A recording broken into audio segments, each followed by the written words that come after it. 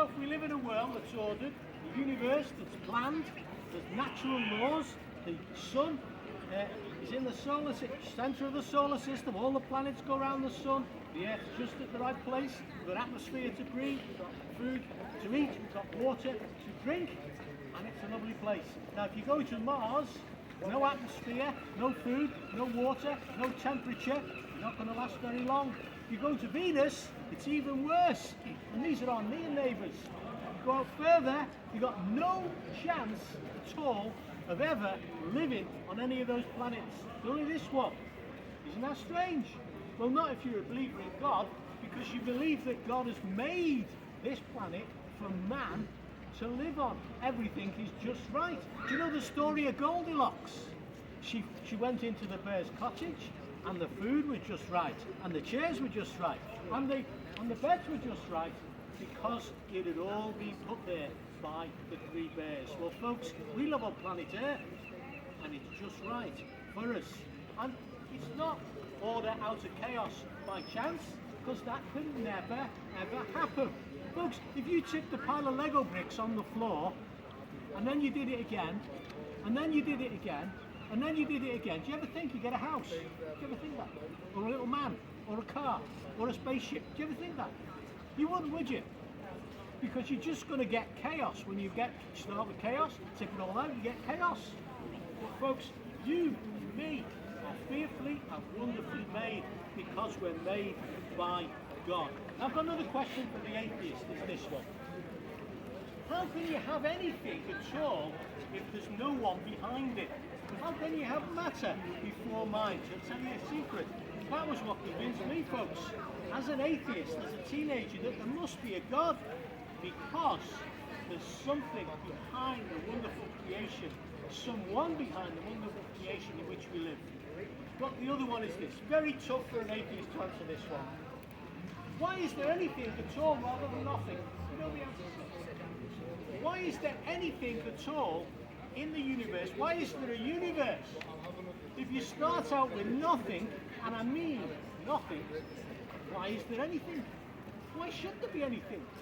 Who made anything exist? And in fact, the question's put another way, it's this: where did everything come from? And of course, the answer, folks, first page, first verse of the Bible, it says this. I'm going to ask Johnny to put it on the board for me. In the beginning, in the beginning, God created the heavens and the earth. Say, I don't believe in God. Shall I prove it to you? God came to earth.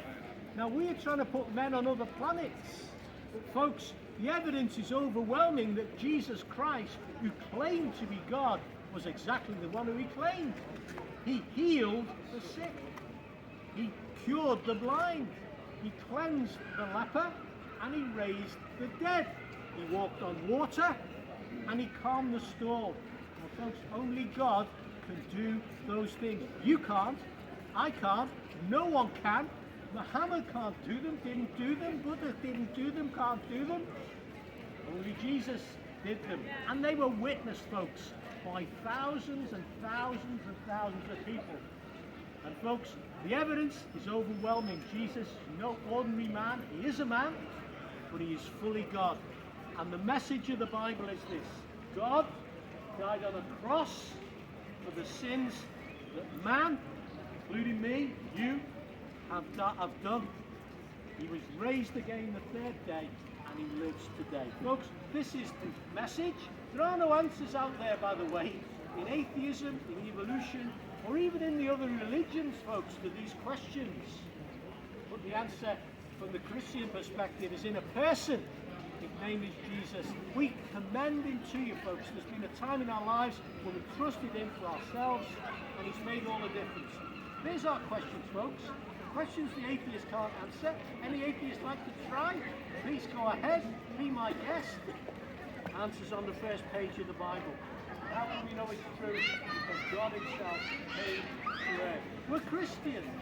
We believe in the Lord Jesus Christ. He's changed our lives. He's made us different. We commend him to you. If anyone would like one of my free Christian leaflets, folks, we're happy to pass that on to you. I've got a Very interesting little dog here. Like Christine would say, take with you on the way. No, I'm alright, thanks. There you Watch go. out for this dog. Well, watch out for the dog, yeah. Please beware of the dog, that's what it says. Nice to have them listening anyway. Oh, look at that, right on my open air board. There you go. Now, Come on. he's obviously not that well trained, that dog, is he? But there we go.